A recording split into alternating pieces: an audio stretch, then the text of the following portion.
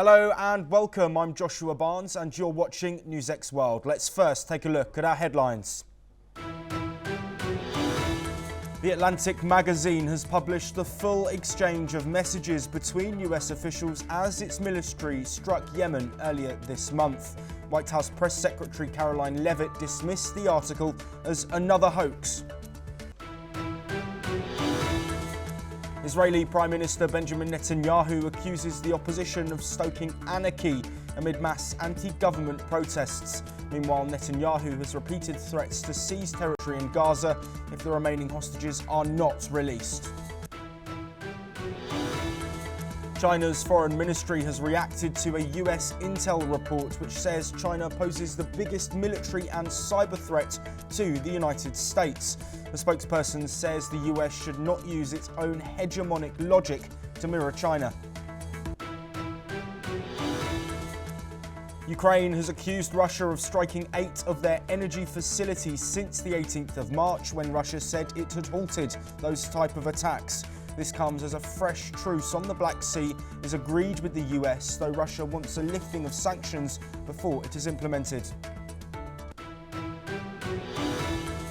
Turkish President Erdogan says the government will not get riled over opposition provocations as nightly protests over the detention of the Istanbul mayor continue, with nearly 1,500 arrests made. Wildfires are continuing to ravage southern South Korea, with 24 deaths recorded and 27,000 people forced to evacuate. A firefighting helicopter crashed, killing the pilot as officials race to control the blaze. Prince Harry says he is in shock after quitting a charity he co-founded in honour of his late mother, Princess Diana. Centreball was set up in 2006 to help people in southern Africa with HIV and AIDS. After just 2 races, Formula One team Red Bull have dropped their driver Liam Lawson following a poor start to the season. Lawson will swap with Japanese driver Yuki Tsunoda, who was racing with the Red Bull's second team.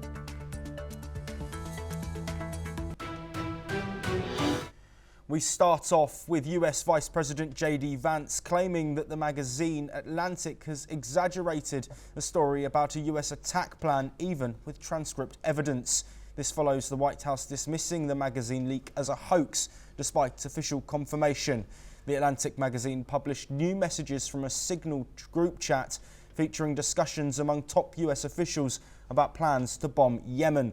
The magazine published the information today, asserting there is a significant public interest in disclosing these details. The article highlighted that Trump advisors used non-secure communication channels. The new messages from the chat published included exchanges between Pentagon Chief Pete Hegseth and top intelligence officials. The messages contained details about US bombings, drone launches and targeting information. Some even included descriptions of the weather conditions during the assault. Amid the growing controversy surrounding the leaked Signal chat involving Trump officials, Congressman Mike Waltz took full responsibility for the incident in a Fox News interview. His comments come just 1 day after Jeffrey Goldberg, editor-in-chief of The Atlantic, revealed that he was accidentally added to a private group chat on the messaging app.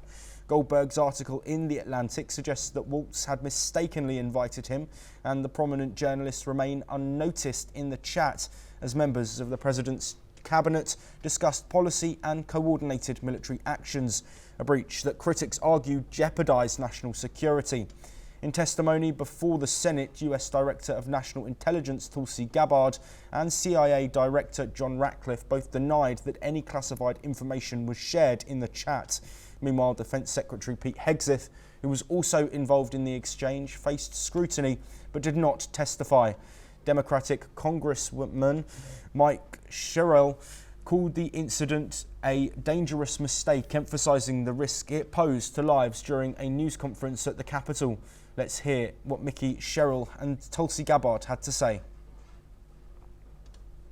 There was no classified material that was shared in that. So then if there was no classified material, share it with the committee. You can't have it both ways. These are important jobs. This is our national security. Senator, I have the same answer. I have not participated in any Signal group chat or any other chat on another app that contains. This put lives in danger. An investigation needs to take place. That is what we are calling for. And I think the House Armed Services Committee needs to hold hearings on this and get to the bottom of it so no more service members are put in danger. Well, joining us to discuss these latest developments in the Signal chat leaks is Ross Feingold, a political risk analyst who is joining us from Taipei in Taiwan. Ross, thank you as always for joining us. The Atlantic has now released full messages from that conversation, which has been denied by many members of Trump's top team. How can this situation move forward, given the contradiction that seems to be at play here? Well, one interesting thing that's occurred is the officials testifying in front of the Senate that the messages were not classified information basically gives the Atlantic permission to go ahead and publish the additional screenshots that they have now published from the chat. So that's interesting how that worked out. But chances are, with a Republican majority in the House and in the Senate, that the administration, the Trump administration, and the principals involved in this incident, they're probably not going to face extensive investigations. There'll be Democrats, of course, who will continue to criticize this. But how long they can make an issue of this remains to be seen. Chances are that this issue is actually going to go away relatively quickly. Ross, I'm interested in what your thinking is with that. Do you think this is just a case of it's an unfortunate situation? And why do you think it will go away so quickly, given the fact there is such an outcry from not just Democrats, but also Republicans in relation to a potential investigation? Without a doubt, this is hugely embarrassing for the people involved, and including whoever it was that actually added the journalist Jeffrey Goldberg into the chat. May have been National Security Advisor Michael Waltz. That sort of still remains to be seen. But again, with a Republican majority in the House and Senate, which is very deferential to President Trump, and as long as President Trump is standing behind the individuals involved, he's not, as of now, he's not calling for any of them to resign, or he hasn't fired them. So Republicans in the House and the Senate are going to be very deferential to President Trump, and if President Trump is okay with this and he's not looking to fire anyone, then the Republican majorities are going to move on. And there's really very little the Democrats can do about that except complain. And that's just the reality of being in the minority. And for now, the Democrats are in the minority in the House and in the Senate. There's very limited things that they could do. Ross, if this does blow over and everybody stays in post, will there be a further ripple effect based on trust, not just of politicians, but also potentially people in the United States seeing this unfold and now knowing the extent of the messages that were included? Well, I mean, it might cause the public to be a little bit more skeptical about the job performance of some of the individuals involved, keeping in mind that they've only been in their jobs for less than 2 months. So it's kind of hard to assess their job performance to date. But with this kind of scandal, then it might cause the public to be a little skeptical of their job performance. The other issue to watch is other countries, other intelligence partners of the United States, whether that's Western Europe or here in the Asia Pacific region, countries like Japan and Australia, New Zealand, South Korea, that regularly share intelligence information with the United States. They might be a little more concerned about sharing that information until the Trump administration and the senior national security and defense officials demonstrate that the intelligence shared by other countries will be kept close and will not be accidentally leaked. Yes, Ross, to bring an end to this discussion, I do want to look now at what might happen moving forward. You've mentioned there the potential international ramifications over information sharing and intelligence. Do you think on a military side of this there will be any impact? Of course, these messages relating to strikes in Yemen that we know have continued, still going on. Do you think this will impact in any way the US military presence in that region and potential future assaults? Probably not. It certainly reflects poorly on the people involved, including Secretary of Defense Hegseth. But countries in the Gulf region that are friendly to the United States, whether that's Saudi Arabia or the other Gulf Cooperation Council countries, they know they have to cooperate with the United States when it comes to combating the terrorist threat from the Houthis in Yemen. So I think, like it or not, angry or not, skeptical or not of the ability of the United States to keep secrets, a lot of countries in the region really have no choice but to continue to work closely with the United States and that on security issues, and that includes intelligence sharing. Ross Feingold, as always, thank you very much for your time. As the fallout on this Signal chat leak continues, we will be here to bring you all of the latest developments. We now move to the Middle East, and Israeli Prime Minister Benjamin Netanyahu has renewed threats to seize Gaza territory if Hamas does not release the remaining hostages. He stated that military pressure will intensify, including land seizures and other measures. Let's take a listen to what he said. אנחנו משנים את פני המזרח התיכון. הלחימה בעזה נמשכת. ככל שהחמאס יתמיד בסרבנותו לשחרר את חטופינו, המכבש שנפעיל יהיה עוצמתי יותר ויותר, ואני אומר לכם, חברי הכנסת, אני אומר את זה גם לחמאס. זה כולל תפיסת שטחים, וזה כולל עוד דברים. אתם ממחזרים את הסיסמאות הלעוסות, המגוחכות, על קץ הדמוקרטיה. ובכן, פעם אחת ולתמיד, לא הדמוקרטיה בסכנה, שלטון הפקידים בסכנה. While anti-government protests have erupted across Israel, with thousands demonstrating against judicial reforms that critics say threaten democracy. Protesters gathered outside the Knesset and the Prime Minister's residence as lawmakers debated controversial changes to the judiciary. The humanitarian situation in Gaza continues to deteriorate. The UNRWA has warned that bodies remain trapped under rubble and medical facilities are overwhelmed with doctors unable to treat the injured. In the past 24 hours, at least 38 Palestinians have been killed in Israeli attacks. The UN estimates that 142,000 people have been forcibly displaced since Israel resumed its offensive on March the 18th. Meanwhile, many Gazans took out a march in Beit Lahia chanting anti-Hamas slogans. The hostage crisis remains a critical issue, with 59 hostages still in captivity, of whom Israel believes 35 are dead. Joining us to discuss these developments is Professor Rohan Gunaratne, a Middle East affairs expert, who is joining us live from Singapore.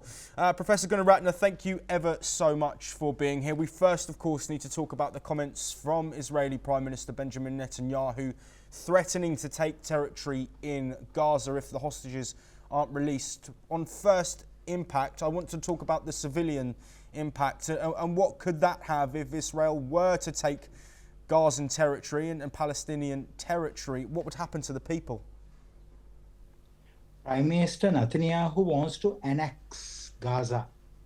His threat is that unless Hamas, Palestinian Islamic Jihad, and other threat groups that participated in the October 7th, 2023 attack, unless they surrender, they disarm, and they release the hostages, he will annex Gaza. This is his main threat, and he is moving in that direction. He is gradually socializing the people. That is what he is going to do. So if one reads through carefully and also examines the messages of the Israeli Minister of Defense and other ministers, the Israeli leadership is moving in that direction. Yes, Professor Gunaratne, I also want to look at protests that we've seen in Gaza, anti-Hamas protests, calling, of course, for action. Do you think this is a situation that we might see happen more often, given the fact that it seems that these strikes that are killing civilians are, of course, directly correlated to the fact that Hamas aren't releasing these Israeli hostages? Those protesters are mostly calling for a ceasefire, but some of them are certainly against Hamas because they are tired of Hamas, they are fed up of Hamas. And what is important is that today the world understands this situation and works with Israel and with Palestine to end the war. But I personally believe that Hamas will infiltrate those protests and they will identify those who have called for anti-Hamas agitation. These people will be identified, especially by the Hamas internal security people, and they will capture them and they will torture them. So these protests may not go on for such a long time. But if you examine the sentiments of the Palestinians, they want Hamas to release the hostages because they know that as long as Hamas is keeping Israeli and other foreign hostages, that Israel will continue to fight Hamas. Yes, and looking at the Israeli action that, of course, is continuing. We know further deaths reported in the last 24 hours.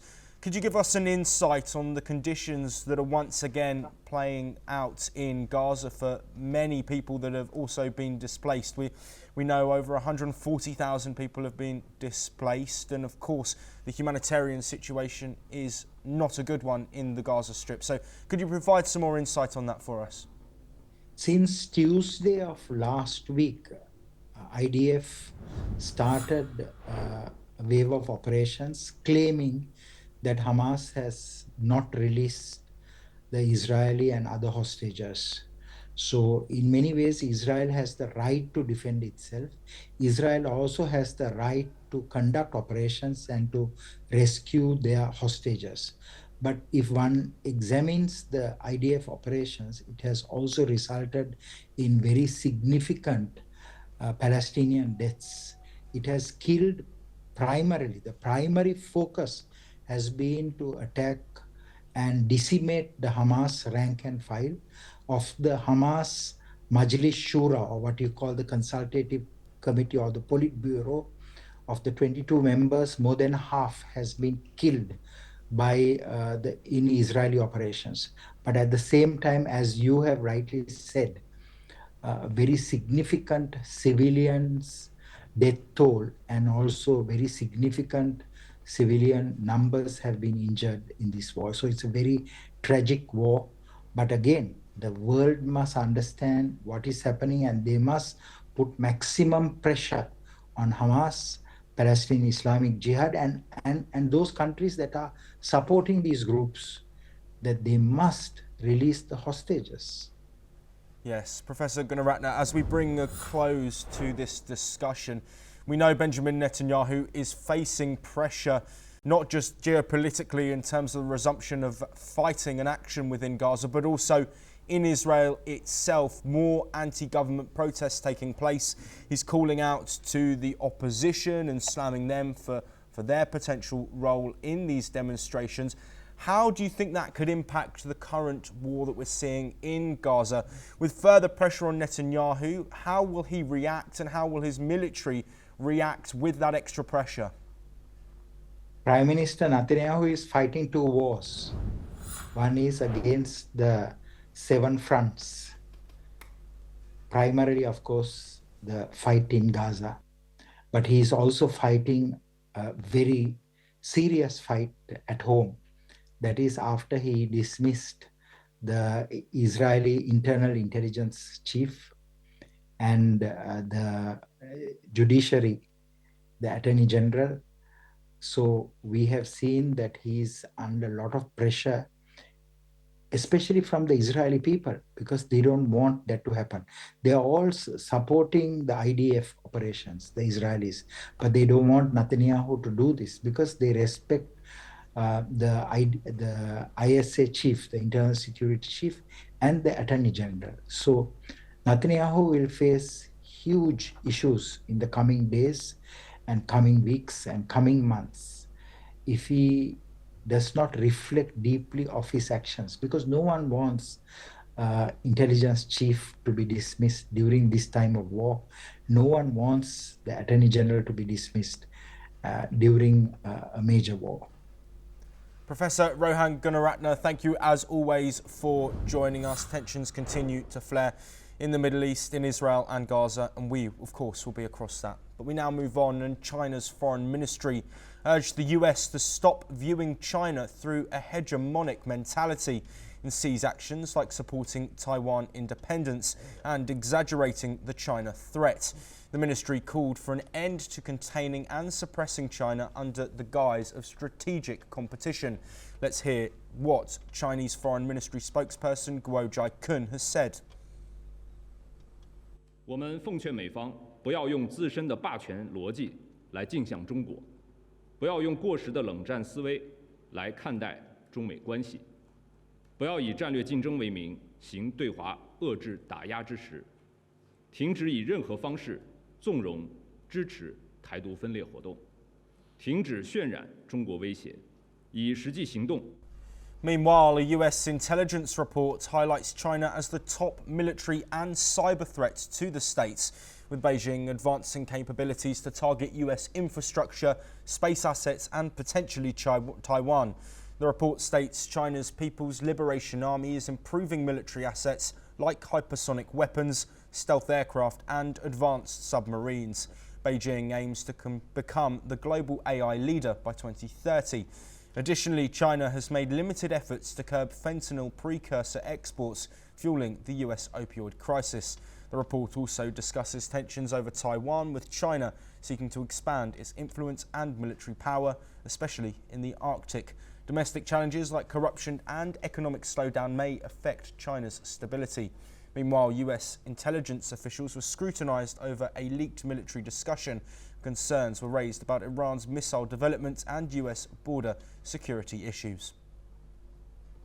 Well, joining us to discuss this response from China and, of course, the US intelligence report is Andrew K.P. Leung, who is an international and independent China strategist, joining us from Hong Kong.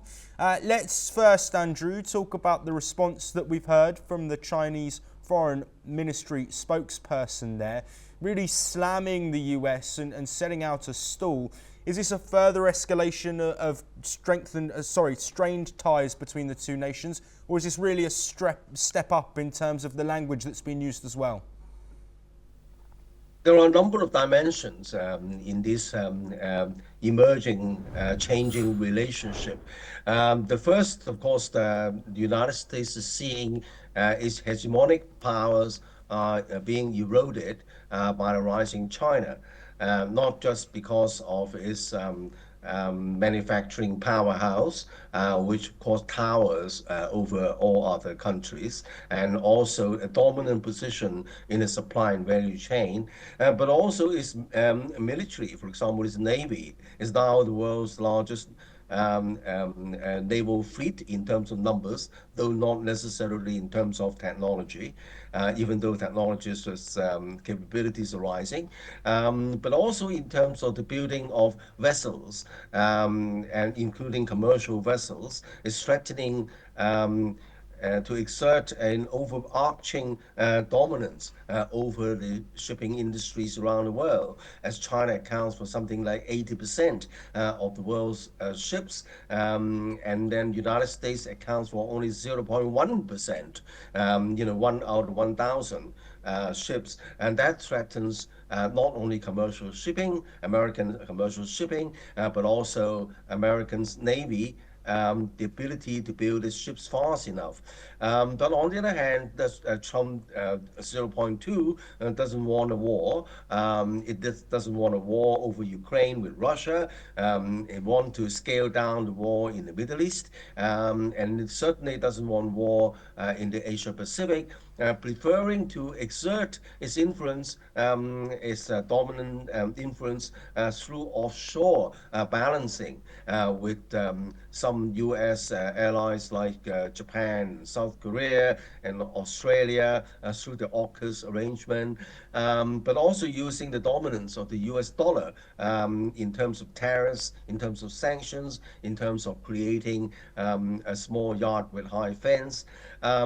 So there are a number of dimensions there, but at the end of the day, Trump wants to normalize this relationship with Beijing, exemplified by his desire and announced a couple of times of personal talks with President Xi, and also possibility of a birthday party, possibly in the United States, as both leaders have the same birthday in the month of June. So I think that there are a number of dynamics there. On the one hand, China is perceived by bipartisan consensus as an existential threat to American hegemony, American dominance. But on the other hand, neither party across the aisle wants a war, least of all President Trump, because he wants to go down in history as a peaceful president that makes America great again. Yes, Andrew, we've heard, of course, publicly what the Foreign Ministry spokespersons had to say, but privately, what will the Chinese government, what will Xi Jinping be thinking about this US intelligence report, which has said that the US should fear most the military, the cyber and potentially the AI advancements of China above any other? Well, naturally, China is now perceived as an existential threat against American security and American dominance. It's an across-the-party bipartisan consensus that has been entrenched for quite some time, even during the Biden administration, and particularly highlighting the cyber field and number of perceived incidences where there are cyber threats from forces allied with Beijing. But of course, in a great power rivalry, nothing is off the table. It can translate into the military, Navy, Air Force, missiles, space technology, space warfare, underwater warfare, and of course cybersecurity. So I think that it's not surprising that this area is being highlighted, but it doesn't mean that the United States wants to have a war, but on the other hand, the United States wants itself to be prepared. For example, I mentioned ships. It wants to bring shipping back to the United States. Hence, there are regulations being drawn up to levy huge tariffs or levies on any Chinese ships calling on American ports, amounting to 1.5 million US dollars per call. The idea is to starve off the oxygen, starve off the Chinese shipping industry, which is perceived to be an existential threat, bearing in mind that China accounts for 80% of world ships. And of course, it's a key part of China's Belt and Road Initiative. So I think that you can see that that area of the dynamics is playing out as well. But overall, I don't think that President Trump wants to have a war with China. He wants to normalize the relationship. That normalization doesn't mean it's going to hug the panda on all fronts. It means managing areas of conflict, areas of possible confrontation, including cyber, the cyber field, but also exploring areas for cooperation, for example, in climate change and even regional security. So I think that it is a multi-pronged, multi-dimensional kind of relationship. And we can see more of that coming clearer in the coming months after the meeting or the direct talks between President Xi and President Trump, which President Trump, both leaders are looking forward to. And not least, of course, a possible birthday party celebration between the two leaders. Yeah, so I want to finish off by looking at the AI aspect of this Intel report. Of course, we know the US and Donald Trump want to invest heavily in AI. The Stargate project has got $500 billion worth of backing behind it, potentially, at least by the end of the project. How important is AI to China, and how important is it to China that they win the AI race? Well, in the beginning, the AI race was on the side of the United States with the Chat GPT kind of rollout, be able to use AI to create a kind of almost self-thinking solutions. But all of a sudden, a bombshell was unleashed on the AI field globally with the ascendance of DeepSeek, a small Chinese team, relatively young technologists, able to upend how the AI model using much cheaper, much more efficient kind of method to achieve results even superior to heavy reliance on data. And data, of course, is very important in the beginning of the AI field, and hence that accounts for the explosion of data centers all over the world, particularly led by the United States, because these data centers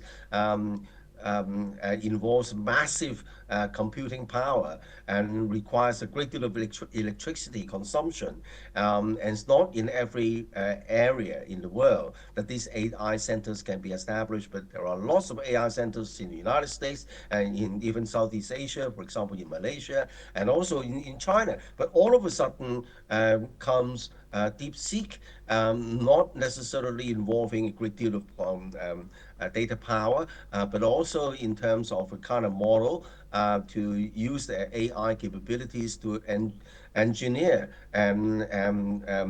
similar or even superior results compared with more data intensive and energy intensive models. So I think that this and President Trump himself already highlighted the threat from companies like DeepSeek from China, and then the team feeling this kind of change. It's relatively young technologies. That also underlines the capacity of China's technological power, because there are almost four times in terms of numbers, though not necessarily in terms of quality, of PhD STEM STEM, science, technology, engineering, and mathematics, PhD graduates or postgraduates, almost four times as many in China, even though not comparing like with like, but still they are PhD postdoctorate and some of them. So that is also quite a challenge, and hence the AI is highlighted as one of the challenges in these bilateral relationships. Absolutely. Andrew, thank you ever so much for joining us. That is all we have time for, but we will continue to bring you more of the latest from across the world.